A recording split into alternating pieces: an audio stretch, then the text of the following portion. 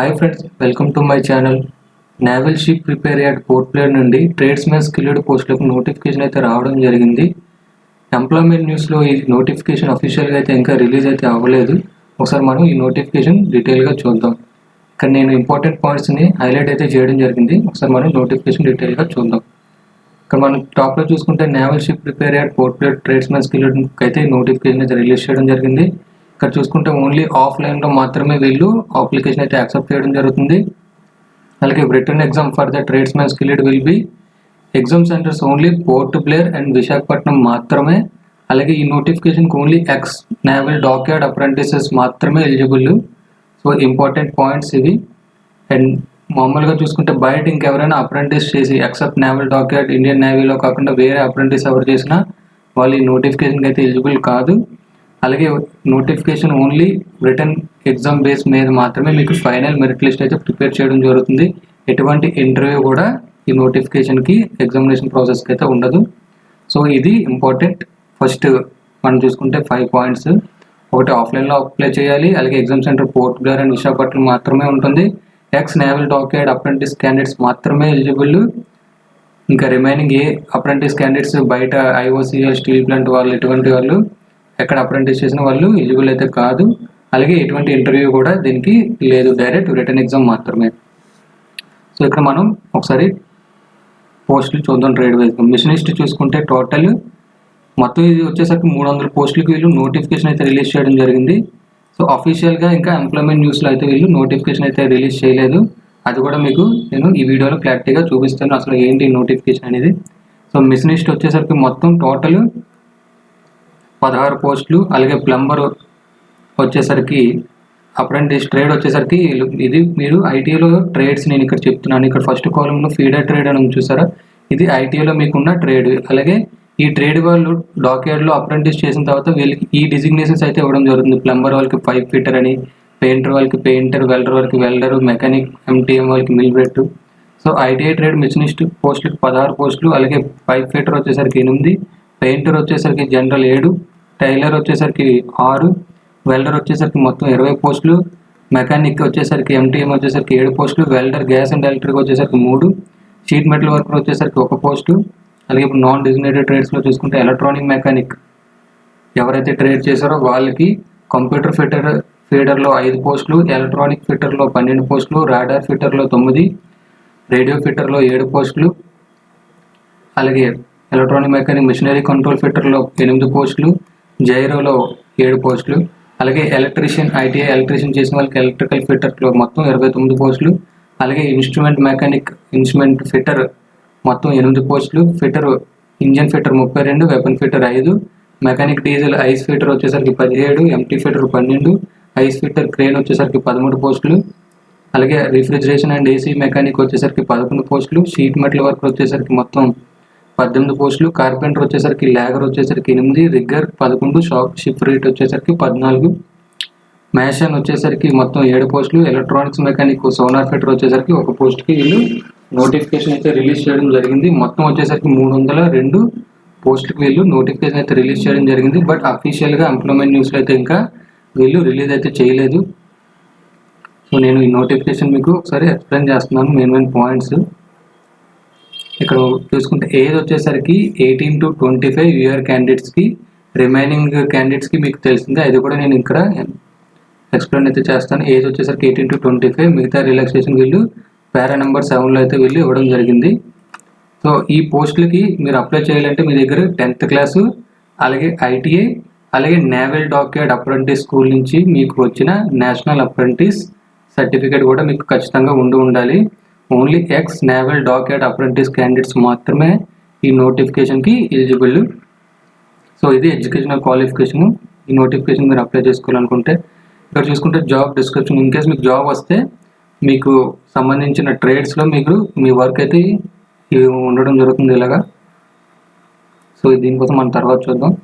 Age relaxation చూసుకుంటే first SC ST వచ్చేసరికి 5 సంవత్సరాలు, ఓబీసీ వచ్చేసరికి 3 సంవత్సరాలు, అలాగే పర్సన్ విత్ డిసబిలిటీస్ వచ్చేసరికి యూఆర్కి అయితే 10, ఓబీసీకి వచ్చేసరికి 13, ఎస్సీ ఎస్టీ వచ్చేసరికి 15, ఎక్స్ సర్వీస్ మ్యాన్ వచ్చేసరికి యూఆర్కి 3 ఆఫ్టర్ డిడక్షన్ తర్వాత సర్వీస్ తర్వాత, అలాగే ఇక్కడ మెయిన్ చూసుకుంటే circular date of determining the age. So ఇది వచ్చేసరికి ఏజ్ మీకు ఎంప్లాయ్మెంట్ న్యూస్లో వచ్చిన తర్వాత అక్కడి నుంచి మీకు 50 రోజులు అయితే మీరు ఆన్లైన్ అయితే ఆఫ్లైన్ అయితే అప్లికేషన్ మీరు అప్లై చేసుకోవడానికి ఉంటుంది. ఏజ్ ఓన్లీ వీళ్ళు మీ 10th క్లాస్ మార్క్ లిస్ట్లో ఏదైతే ఉందో అదే వీళ్ళు ఏజ్ క్యాలిక్యులేట్ అయితే చేయడం జరుగుతుంది. ఇక్కడ మూడో సెలక్షన్ వచ్చేసరికి ఫస్ట్ మీకు షార్ట్ లిస్ట్ అయితే మీరు చేయడం జరుగుతుంది వాళ్ళ అప్లికేషన్. సో అప్లికేషన్స్ ఎక్కువ వచ్చేలా ఉంటే వాళ్ళు షార్ట్ లిస్ట్ చేస్తారు. 1:25 చొప్పున ఒక పోస్ట్కి 25 అప్లికేషన్లు అయితే వాళ్ళు యాక్సెప్ట్ చేయడం జరుగుతుంది. ఇది ఎప్పుడంటే అప్లికేషన్స్ చాలా ఎక్కువ వాళ్ళు రిసీవ్ చేసుకుంటే అప్పుడు మాత్రమే ఇది అప్లికబుల్ అవుతుంది, లేదంటే అందరికీ అడ్మిట్ కార్డ్స్ అయితే రావడం జరుగుతుంది.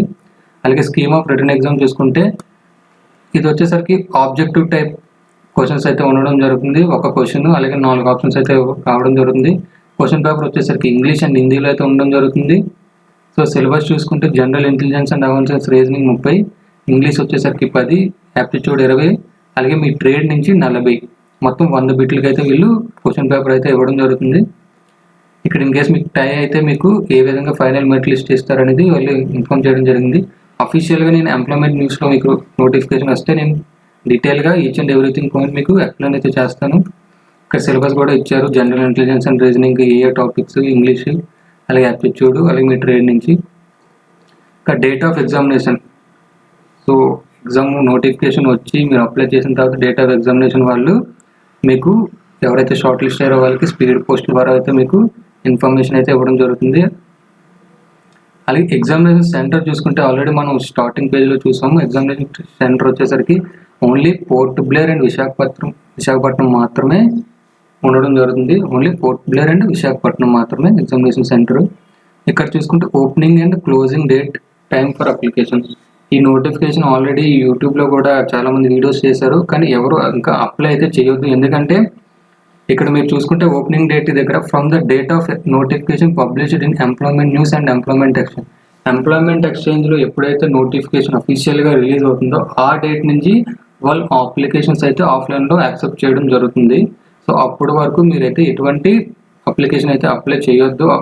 అప్పుడే నోటిఫికేషన్ ఎంప్లాయ్మెంట్ ఎక్స్చేంజ్లో వచ్చిన తర్వాత మీరు అఫీషియల్గా అప్లై చేయండి. సో అఫీషియల్గా ఎంప్లాయ్మెంట్ న్యూస్లో నేను నోటిఫికేషన్ వచ్చాక నేను ఒక వీడియో అయితే చేయడం జరుగుతుంది. సో క్లోజింగ్ డేట్ ఎప్పుడైతే ఎంప్లాయ్మెంట్ న్యూస్లో అప్లికేషన్ అఫీషియల్గా నోటిఫికేషన్ అయితే వస్తుందో అప్పటి నుంచి 50 డేస్ వరకు మీరు ఆఫ్లైన్ అప్లికేషన్ అయితే మీరు అప్లై అయితే చేసుకోవచ్చు.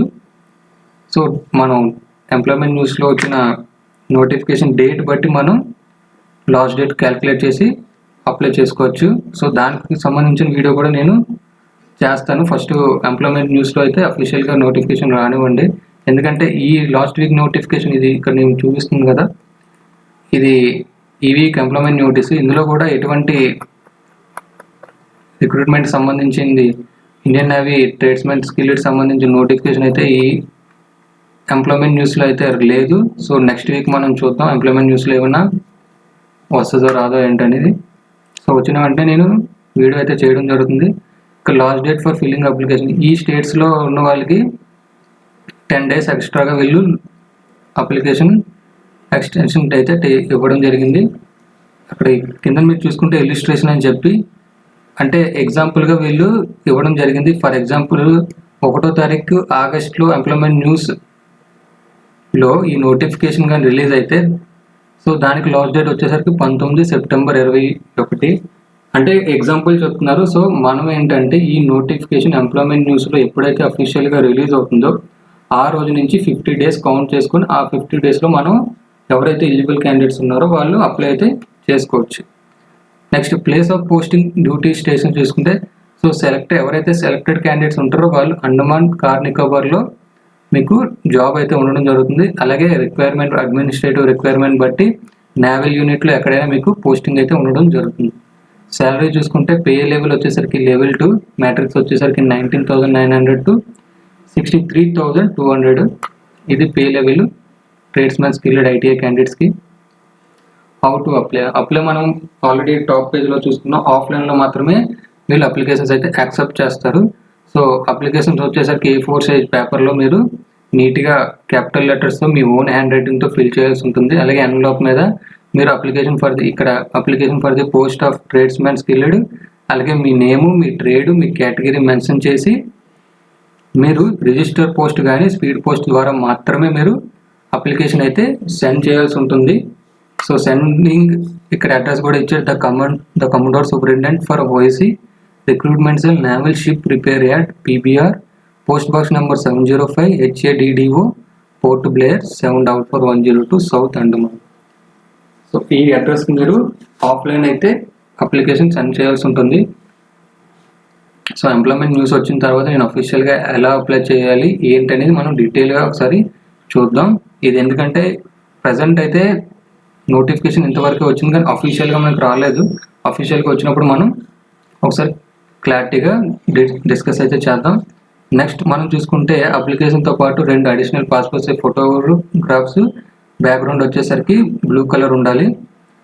అలాగే సెల్ఫ్ అటెస్టెడ్ మీ సర్టిఫికేట్స్ అవన్నీ కూడా మీరు అప్లికేషన్తో అయితే అటాచ్ చేసి పంపించాల్సి ఉంటుంది. ఇక్కడ మనం చూసుకుంటే the application form should be filled by the candidate their own writing in capital లెటర్స్లో మాత్రమే మీరు చేయాల్సి ఉంటుంది. అలాగే మీరు 2 ట్రేడ్లకు అప్లై చేయాలనుకుంటే సపరేట్ అప్లికేషన్ మీరు పోస్ట్ చేయాల్సి ఉంటుంది. సో ఇవన్నీ జనరల్ నార్మల్ ఇన్స్ట్రక్షన్స్. ఇవంతా నార్మల్ జనరల్ ఇన్స్ట్రక్షన్స్ మాత్రమే. సో అప్లికేషన్ చూసుకుంటే మనం ఇది అప్లికేషన్ ఇక్కడ చూసుకుంటే ఫస్ట్ టాప్లో check list for inclusive for official use only ఇది మాత్రమే. ఇక్కడ మీ 10th క్లాస్ సర్టిఫికేట్ ఖచ్చితంగా ఉండాలి.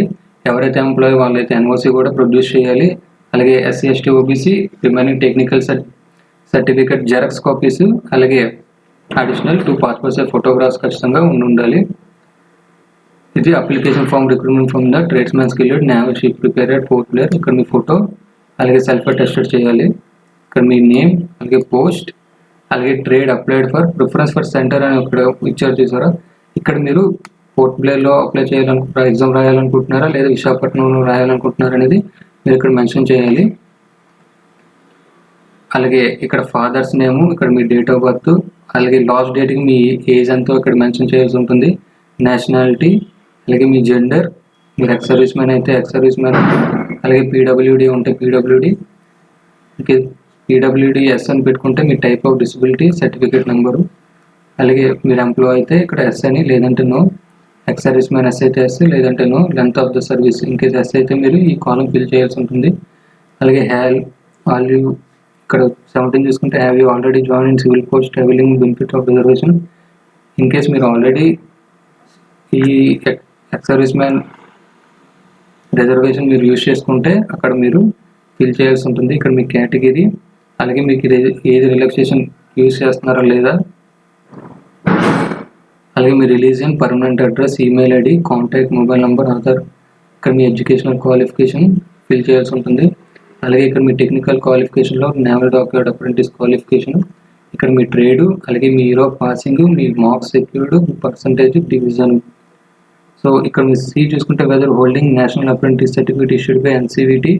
సో మీ దగ్గర NEC ఉంటే ఖచ్చితంగా SA పెట్టేసి మీ సీరియల్ నెంబర్ సర్టిఫికేట్ అలాగే డేట్ ఎప్పుడైతే ఇష్యూ అయిందో సర్టిఫికేటు, సో డిక్లరేషను, మీ left hand thumb impression, signature ఇవన్నీ ఫిల్ చేసి దీంతో పాటుగా మీ టెక్నికల్ అలాగే 10th క్లాస్ క్యాస్ట్ ఇవన్నీ సెల్ఫ్ అటెస్టెడ్ చేసి ఎన్వలప్లో పెట్టేసి మీరు స్పీడ్ పోస్ట్ కానీ డిజిటల్ పోస్ట్ అయితే చేయాల్సి ఉంటుంది. కానీ ఎంప్లాయ్మెంట్ న్యూస్లో అఫీషియల్గా రాలేదు. వచ్చిన తర్వాత మనం ఈ వీడియో కోసం డీటెయిల్గా డిస్కస్ చేద్దాం. ఎలా అప్లై చేయాలి, ఏంటి, ఎగ్జామ్ ప్రాసెస్ ఏంటి, సెలక్షన్ ప్రాసెస్ ఏంటి, సిలబస్ ఏంటని మనం నెక్స్ట్ వీడియోలో అఫీషియల్గా చూద్దాం. సో నేను నార్మల్గా పైన మాత్రం ఈ వీడియోలో అయితే ఎక్స్ప్లెయిన్ చేశాను, ఎందుకంటే అఫీషియల్గా మనకి ఎంప్లాయ్మెంట్ న్యూస్లో రాలేదు కాబట్టి. సో వచ్చిన వెంటనే మనం దీని మీద detail video and how to apply, how to prepare also మనం వీడియో అయితే చేద్దాం. సో ఈ వీడియో కనుక మీకు నచ్చినట్టయితే లైక్ చేసి షేర్ చేయండి. అలాగే నా ఛానల్ ఇంకా ఎవరైనా సబ్స్క్రైబ్ చేసుకోకపోతే సబ్స్క్రైబ్ చేసుకోండి.